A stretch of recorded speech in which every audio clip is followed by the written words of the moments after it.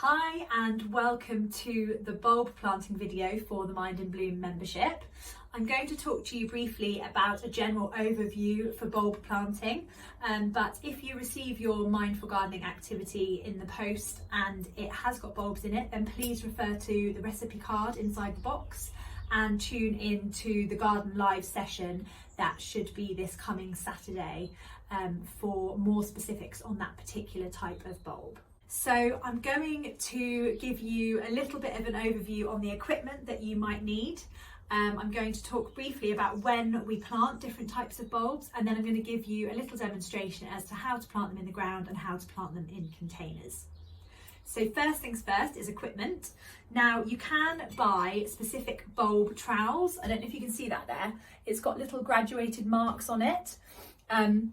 Which allows you to be able to just dig down into the ground and pop so get to sort of 10 centimetres, easily see where you are, and then just pop the bulb in. So that's a really useful tool.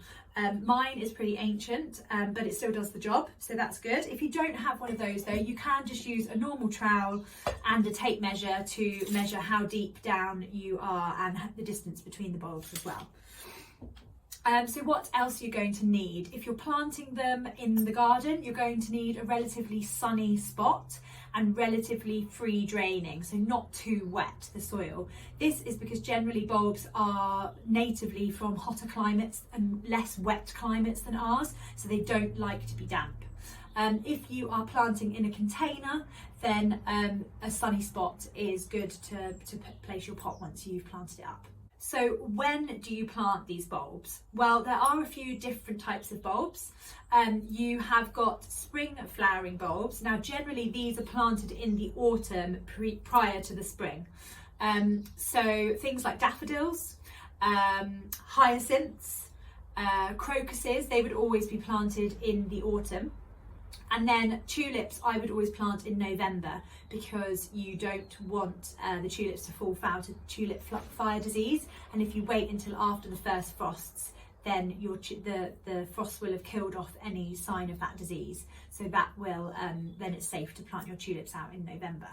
So they're your spring flowering bulbs. So some of the summer flowering bulbs, such as some varieties of lily, gladioli, they tend to be a little less hardy than the spring flowering, and for this reason we tend to wait and plant them in very late winter or early spring, so kind of February, March time, and this just means that they're less likely to be killed off in the really cold weather.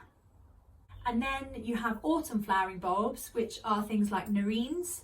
And these tend to be planted in the summer months, sort of early summer, so they then flower kind of September, October time.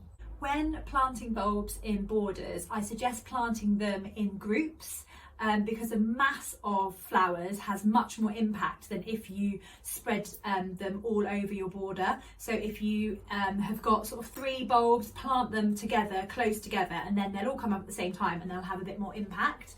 I generally advise planting odd numbers of bulbs because it's just more visually appealing to the eye. So first things first, you would dig your hole using your trowel. And generally most bulbs you would plant at 2 to 3 times their depth. So if your bulb is 3 centimetres deep, you would plant it at 6 to 9 centimetres deep, approximately. I don't get too hung up about that, but generally 2 to 3 times their depth. When you place the bulbs in the hole, you want to put the nose of the bulb, so the pointy part of the bulb, upwards, and the base usually sometimes have little rootlets. If I show you this lily bulb here, you can quite clearly see that this is the root, and then the shoots are going to come out of there, so it will go into the hole like that. It's quite obvious with the tulip because you've got the pointy top there. You would space them at about twice the width of the bulb apart. So again, if your bulb is 5 centimetres wide, you would leave a 10 centimetre gap in between each bulb. This just allows for the flowers to have space when they come up. The only exception to this is probably some of the larger headed varieties of alliums.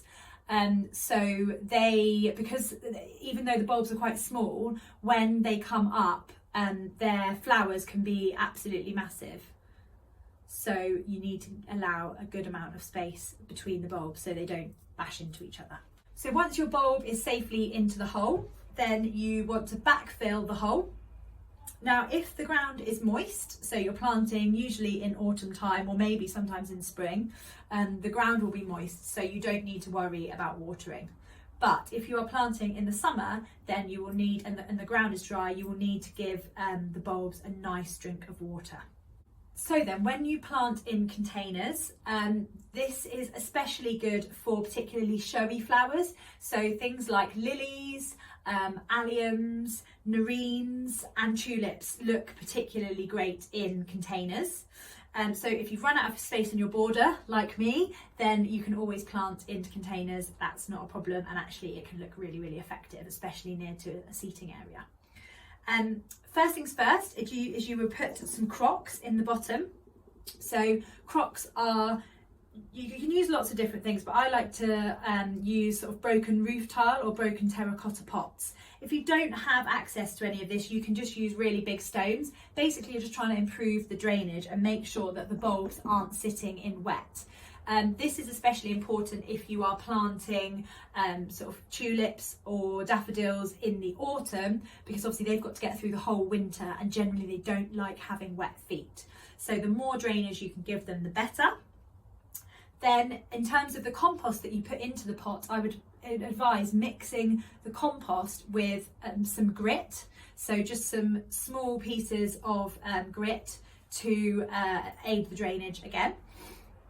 And then when you're planting in a pot, you will generally plant bulbs at 3 times their depth. So they can go a little bit deeper, but they don't need to go quite so far apart. So you probably would put one width of the bulb. So if the bulb is 5 centimetres, there'll be a 5 centimetre gap before the next bulb. So they can compact in a little bit tighter. But generally you wouldn't leave bulbs in a container year after year. And if you did, you would always dig them up and replenish the compost so they had lots of nutrients again. Obviously, the soil that you're putting into the pot is unlikely to be wet because you've probably just got it out of the bag. So you will need to water the bulbs that are in a container. And whilst those bulbs are in active growth, because they're not in the ground, so they can't access all the nutrients that are in your soil, you probably will need to feed the bulbs. This just ensures that you'll get better flowers. So once you see some shoots coming up, maybe once a week, give them some maxi crop or some kind of flower food so you can get better flowers. Once the flowers have finished and the foliage starts to die back, you don't need to keep watering and feeding them. You can just kind of leave them to their own devices, let the foliage die back, and then you can dig them up, store them if you want to, and then replant them at the same time again the next year. So I hope this video has been useful. If you have any questions at all, please put them in the comments below, or alternatively come along to this month's Garden Live and you can ask any questions live on Zoom. Have a great week. Bye.